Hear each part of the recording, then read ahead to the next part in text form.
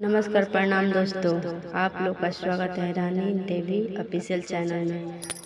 आज मैं लेकर आई हूँ बहुत सुंदर सा प्यारा सा शिव गीत पारंपरिक। एक बार आप लोग जरूर सुने। अच्छा लगे तो लाइक कमेंट शेयर जरूर करें।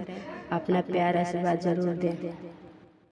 फूलवाड़िया में शिव की मंदिलिया जय जय हरे राम।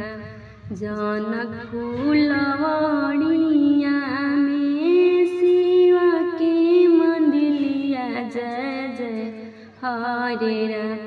आई में सीता सुंदर पूजा कर जास जय जय हरे राम। आई में सीता सुंदर पूजा कर जास जय जय हरे राम। पूजिया ओजिया सीता मंदिर से लौटली जय जय हरे राम। पूजिया ओजिया सीता मंदिर से लौटली जय जय हरे राम। शिवाजी धरिले दाहिन बाएं जय जय हरे राम। शिवाजी धरिले दाहिन बाएं जय जय हरे राम। मांग मांग गौरा कौन फल मंगलु जय जय हरे राम। मांग मांग गौरा कौन फल मंगलु जय जय। मांग मांग सीता कौन फल मंगलु जय जय हरे राम। जो तोरा हृदय समास जय जय हरे राम। जो तोरा हृदय समास जय जय हरे राम।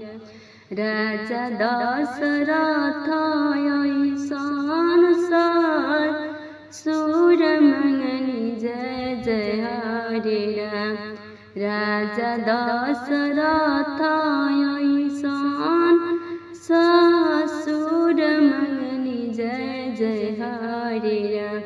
रानी हो कौशल्या ऐसन सास जय जय हरे राम। रानी हो कौशल्या ऐसन सास जय जय हरे राम। वीर लक्ष्मण ऐसन देवर मंगनी जय जय हरे राम। वीर लक्ष्मण ऐसन देवर मंगनी जय जय हरे राम। पुरुखा मंगिले भगवान जय जय हरे राम। पुरुखा मंगिले भगवान जय जय हरे राम।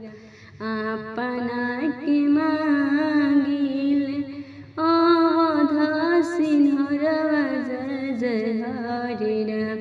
अपना के मांगिले अवध सिंहरवा जय जय हरे राम। जुगे जुगे बढ़ो ये हवात जय जय हरे राम। जुगे जुगे बढ़ो ये हवात जय जय हरे राम।